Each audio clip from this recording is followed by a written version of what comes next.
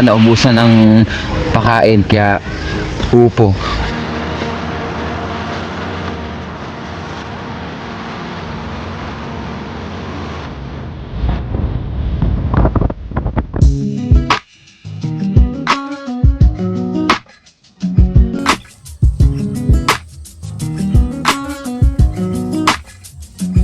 Wala nang ang pagkain yung alaga ko kaya naman naisipan kong gumala. Gumala sa may upuhan ng may upuhan dahil upo lang naman ang kinakain ng aking pusa.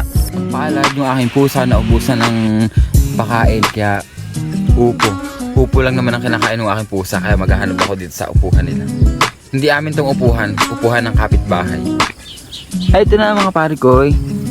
Nakakuha ko ng isa.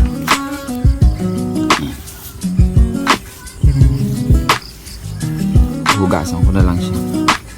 Kapag minamalas ka nga naman mga pare ko, wala nang ang pakain yung pusa ko, hindi ko pa mahugasan yung pagkain. Paano yung gripo namin walang tubig?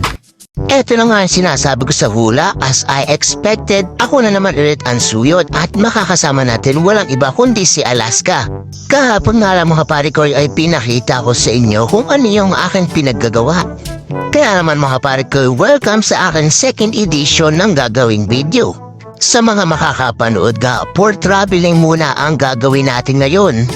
Alam ko namang inaabangan ng lahat ng tropang suyod kung ano yung ginagawa kong pagpapa-order sa mga customer.